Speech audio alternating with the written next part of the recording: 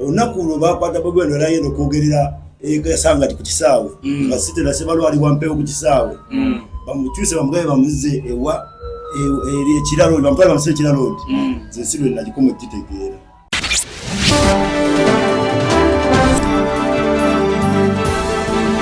Bokat TV Nera.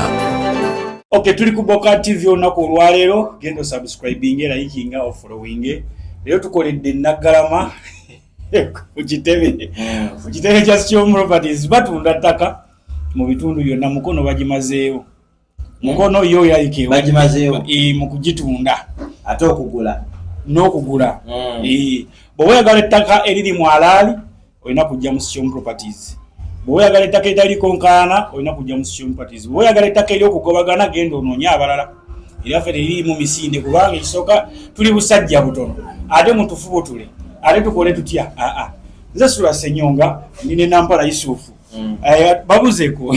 ababuuzaako abali ku Bokat TV mwebale nnyo okubeera nga mugiraba nga bwagambye nze Nampala Yusufu. Nze Sula Ssenyonga ate tulina omuyimbi omunyiddwa nga Raise, Mr. Raise. Wandisa ogamba otya tubadde waneeno nga musika omuguwa bagamba Raise asooka atuguli ye waawa sino siba wala nnyo fubutuka Kayunga district Mugombolola Nazigo Ssaabasajja Kabaka eri Bugerere. Amanya gamatuufu gwani? Manya gange nze Kisule Bob. Kizulu okola mulimu ki? Ndi musuubuzi ate nga ndi muyimbi. Ndi musuubuzi ate nga oli muyimbi kirungi. Endongo gisanze otya? Ndongo tebadde mbi. Soko tuwa olugendo olw'endongo. Endongo ebadde nkango twaliza awamu. Bwe mabega kaawo nga ntandika endongo nasanga obuzibu bw'amaanyi. Mukole nayagala nsembere abayimbi mbakoleko emikwano gye nagwira ne ku kyokya kitya lunaku lwakya yali 27 yali 2017 nga waliwo nali ndi muyimbi naye nga ndi mubalo nnyo wabasajja gwe bayita Bobi Wine ebiseera ebyo ng'era ntambula nnyo waali kati waliwo kwakana akaluke ekyaddono bajja bakasalamu akali mu kantinti yeewandiisa awo ngayala kubeera MP. Ffe twayingisooka nga balabe piripi ezasooka ng'oyingirangawo ffe twazivuganga ebiseera ebyo 2017 naye nga ndi muyimbi mabega naye ng'eno ne wano mulumba nzoganya olunaku lwo bakwata Bobi Wine yagenda okwogerera yasanga ku kisaawe nga sitera sebalwali wampewo ku kisaawe bamukyuse bamugabe bamuze ewa eri ekiralo bamutwala bamusire ekiralo nze sirwe nagikomo kitegeera watu ki ekyatuukawo kuba ffe bagezaako mulemesa okukolera bwe alina okukolera ffe tulemerawo nga tusasanya amapiki wonna wana tugeza kulemesa okuba enkyungwa awo nzawe banondera nigo nafuna mizibu ne piki yange yakubako Saddam Giraba nengenda mubusibe Saddam Giraba nengenda mubusibe nenkola emyaka 3 nakwala mu kooti bantala mu kooti ate nabanana nnyo abantu bazira ku misawo gy'okulya mu nsoluko ne banteeka musangaawo ku gyaffe egya bulijjo giri mayina ogyembedde ebiragiro bya poliisi addemu nguze awo ne banvuga kooti ne bansibirawo bali ne batwala ewala gye ssaamanya nenze nenkola obwange kasanga ati awo enyini obusibe naye nga nkola kyesimanyi naye nga bakyusira bukyusa okuzija ku musawo buli omuki omunene endongo awo nesooka entawaanya naye enkozi obusibe nembumala naye nga mbakama mbayambaya nja kukuba endongo wavaayo ddi navayo 2018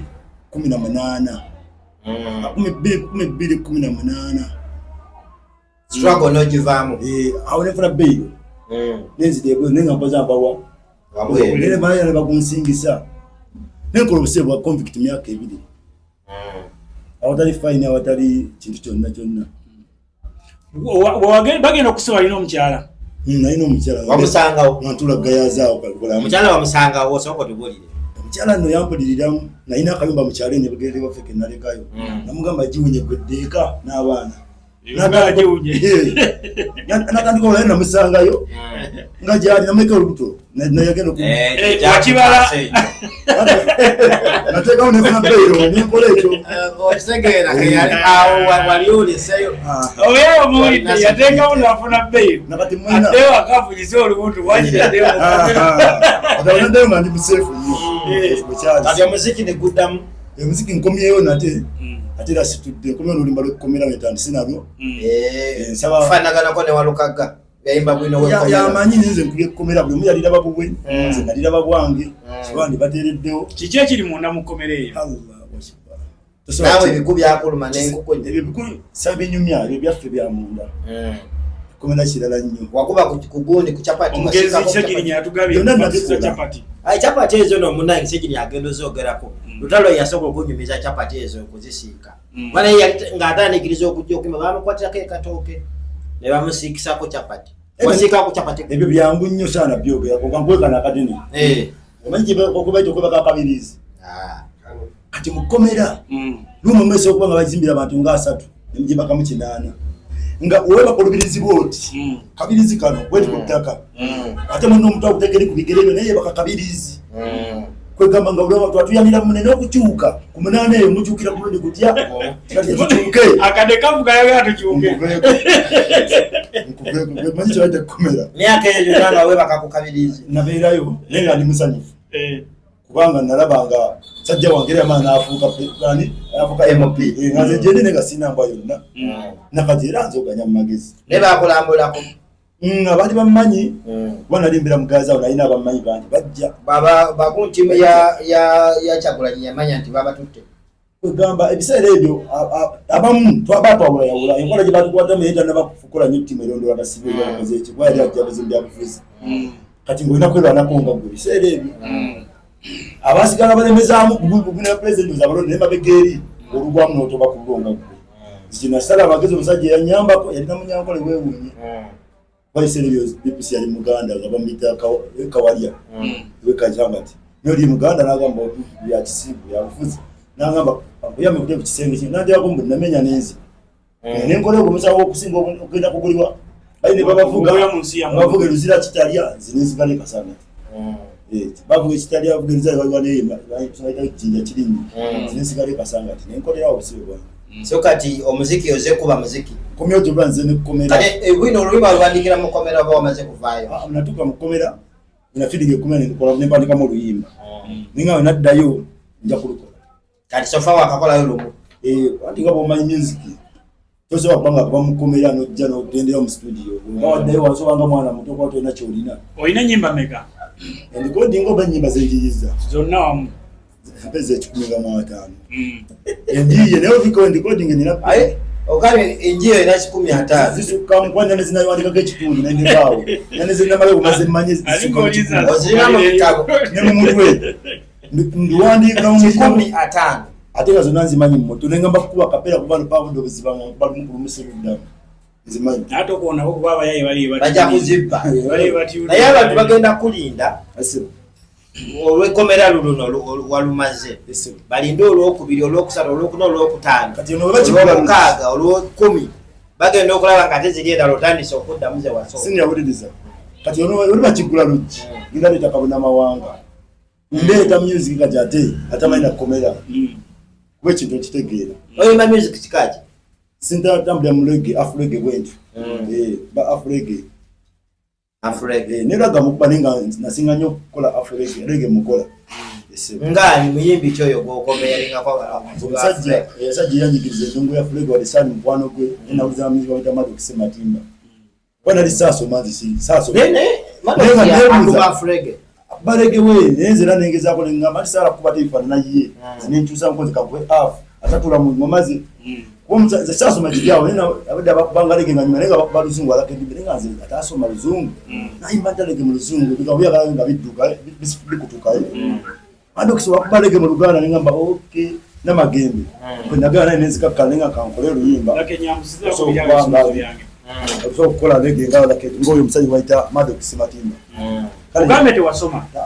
wakoba mu kyakumeka kyamukaaga wejjusa obutasoma sejjusa kubanga embeera gye nali yatenzikiza kusoma nakkiriza nze kennyini sisobodde kweyongerayo olwembeera gye nali musaali bulungi nnyo ewaka ewaffe eyo baali bubi ekimala kati tosobola era kuddayo kusoma nina pulaani singa nfuna ekabembeekereze nja kuddayo nsoma oyinza kusoma ki nze njagala kusoma makanika wapiki wa motoka egamba bendongo yange bisere byeddene mbere mu galaji yange abaana oyina abaana nina mukama wange nga bameka musajja tabali bannonza abo Mukazi omukale. Nino omukyala wange omunaalo. N'abaana mukazi. Oli Salo. Wandi bandi watuteredde mu ddala ayiba. Ekyanalo bwastegye. Oyo bwaleka Era bwe nina nakati yafumbibwa. Oyo Nalongo muwe ekirabo. Era yanyiriza okutuuka kweno. Muwe ekirabo lwasonga. Abayaayi oluyingire okukomera bwati. Nga walera abayaayi bakokona. Solo abateekawo n'enjogera egamba nti okwagala mu kuki omusira yimega kibinjigiri oba yali amanyi ebindi munda yaninda era waali talina ttaba. Tuli ku mboozi ya kusi ky'omuwala eno tukubamu ekibozibozi mpola mpola. N'omusajja alina ennyimba 15 muyimbi w'ekayunga tumusanze wano eno tugamba wali tuwayewayemuko ne bannaffe wano ku Bokati. Anyway bawetaaga ettaka Ssion Properties ojja wano eno naggalama n'obeera nga otufuna bulungi nnyo. Tuline musajja Saalongo omukazi waleka oloze muloge oba nali mukwata bulungi. Omukazi muganda Musoga, tata muganda mama Musoga. Muganda mama Musoga. Yabeera muganda abo bafumba wamma era awo wakola bulungi okubeera nga omusayi gwe wafuna gwekwo aza kubeeramu olusoga oba mu kitundu owaayo kakati wali osoganyizaako ewalala mu ngeri ki tozaalanko bbali kati awo yadde oli tulina bwe tukwatagana omukyalo awaka Nalongo naye wali badde omugamba ye kenyini yali badde akufunira n'ofuna gwo gyozaalako ebbali nga yamufunidde kati abakazi muzala ninga ngeyamalozaala omwana wa asembayo wa myaka emeka myaka agenda wezi erina mugokusatu mwaka ogugi asooka wa myaka emeka wa myaka 11 kati nobanga ogamba kituli ogambye olinganga kati wenazalawo 11 ab'omwenda balongo nezizakaawo omuyayi nezizakaawo omulala kadde buno banoonya oyo omuyayi yanekigo abakitalongera aye tatubulidde namba noza namba ogitubidde naye abo bakyagayo asooka nezaala asooka nezakaawo omuyayi sebabo batono banyi badde batono ne ku mbeera y'endimu gyetutambuliramu tutambule naawe anti omanyi nti oba enaakyuka oba tekyuka lowoozaamu gwe tatawo yabazaala bameka baana balinga 8 ensonga tetwasoma ndowooza endongo eno gye tulina olwaleero bagisekomera ani yagikoze gikoledde wa bawa bawa ndowooza buli omu amumanyi bawa big bawa emoto sound esebo osobola otuwamu akapera kyangu nnyo kuba kati tebakyasobola kulubba sumulula komera kwa ukweli gerezani kabini ya duniani congestion moto komera ntana ya kunsi sonalizimba abeera muntu nakutwala yabeera muntu ate nalikola mwabeera muntu gerezani kabini ya duniani tena mujenga je mwanadamu na nakupeleka huko mwanadamu namfanya kazi wa huko mwanadamu chimala oswahili waluyigirawa mukomera ati ze namanya nize kati ngawe basi yobwerere kamanye nti mbele digulira nesoma ninga kasomera swahili byonna babitaddemu bwalinga mukomera walinga musoma nagamba ni nafuba nnyo okwana emikwano egimanyi nengamba emyaka gyemmala wano mbawone kyengenda nakyo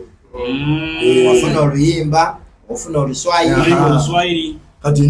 bade manyi nti waluyigira nayo nenyimba nga za kiswahili kyokka bino bye bagamba mulimba babitaddemu bino byagamba mbu mukomereyo bagira gundi nange oba eri waka gali maka gaffe ebisirikira ebyama byamugitabikola ebimu bireka ebyo kakati werabawa mu myaka 2 mu maaso mukama webanga yakkiriza ngenda kuba bannayuganda bajja kumpulira naye lwaki oza okuyimba nziza okuyimba naddala ndi muyimbi kuva buto nga nkyagala naye gwandimbuuza lwaki nsose n'oluyimba luno lwakimanzi kuba okuyimba ko nayagala teeka lwaki nsose n'oluyimba luno olwekkomera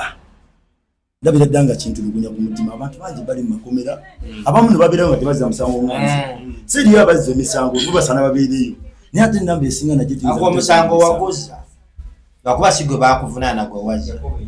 nali sina kale dali tembe yange nali manyi jemera ebiragiro ya police disobedience of lawful orders okugumsawo bali balina okuvunaana ne batekako giri emirala gunsinge kale nali manyi nti dembe lyaffe okunoonya okweyagala mu nsi naye bwe kyali bwakugamba nti dda wano omboddeawo bwe kyali sina tabu kakati walowooli kiki kyosaba gavumenti ikuyambe mwenga mu abayimbi eri tuveeyo abayimbi gavumenti nze nsaba gavumenti yandibadde tuyamba netuwa copyright kiringa ekyawedde kiringa ekyawedde kiba kyawedde gavumenti kigamba kiringa kati nange nembeera ewaffe kayunga eyo nti kinedasa kujja Kampala nga nsobeera eyo endongo Kampala nebanga evugaano niwafuna akaseera by the way etteeka lya ebiyiiye libaddewo nekino ekyazibwayo mu paliamenti kola ndongosereza kubanga kati ffe emisango egimu tugigenzeemuuko myaka nga 10 emabega nga batuvunaanyeko nga giri ku copyright so kitegeeza nti tolitakulima nti ekibaddeyo tazanyira mu luyimba lwo opulezidenti anaba kubeera nga asaako mukono oba kubeera nga basoma emirundi egyo ze balina okusoma n'akuzanyirako ku bintu byo byoyiyiza era osobola omuvunaana nakati. Mr. Raise nga tumaliriza endongo ekayunga evuga watevuga ndongo bade sinagita kayunga jagadde tukiri mu abasajja ate ebivulu era ebivulu sinabigenda mu nnyo njagala soka abantu kakasa ndongo bo bennyini bangambe twagala okulabako ekintu nawe jangu zikyenjagala sinoonya nnyo ssente nzaagala nesize ndikomba kange nenkola ekivulu zenkola ndongo abantu banasiima bampite mbayimbi. Oyina manager? Sirina. Raise andise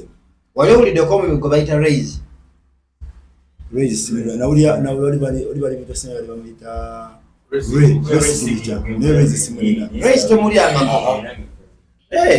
na uli hapo Raise signature iyo mama nera ne Raise na hiyo mara achusa nayenga yali Raise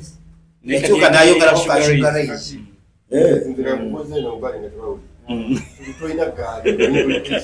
ensonga y'eggaali ogyogerako nze siwagira basimba yimbi kuba na ggaali era siisuubira mukama ne bali bannonze mbere omumbi w'eggwanga siriba na ggaali. Lwaki? Siriba na ggaali ensonga sigira tampula sigira kukola ntalo andi bo bajja kutankulako nze nja kuwanika bakuba amanyo bagamalemu olw'okuba omuziki nga nze nsubira tebajja kunkuba olw'ensonga si kuba nkubi kyambeera nga bankuba mwebi bankubi tugeze ngudde mbayayi bankube nedda sisubira ati wano banankuba batugamba basaalongo babeera batabbu oyinza nomukwatira mu bibbo by'abalongo ne basikudde baba balaba ababakubuliza abaana nakati bwebali awo wanakyekikose nobeera ono netukuma taata waabwe wanakyekibakunganyizaawo kati omuziki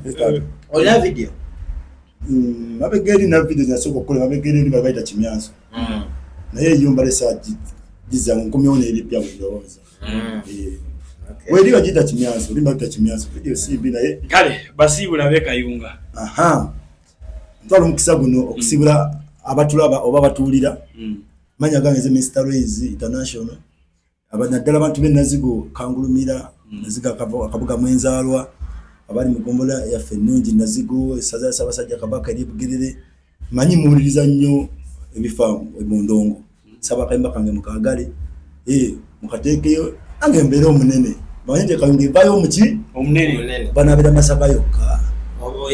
yogera ku nsonga banna ye bali bagende kayungira nabo basomoka seziwa kati tekitegeeza ye Masaka tebakyatiisatiisa muntu asomoka Lwera kati batukwatamu basezibwa musamo gafa bagukwatamu nenze enkomyewo zengera kusitugenda kale ffe tukwakaliza birungi omuziki ffe tujja kusigala nga tukuyambako wona abaweetaaze kasamu naawuliriza omanyi abayimbi temuwuliriza mulina emitwe eminene wano tubeera abantu 7 kola ng'enkuttu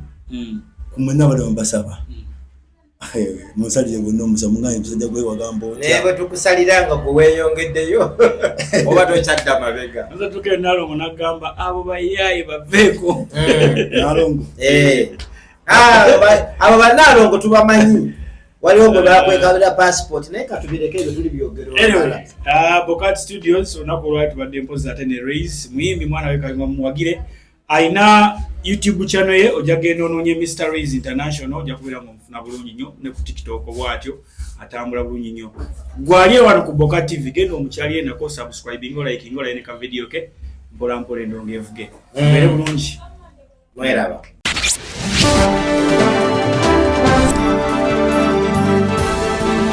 Bokat TV Nera.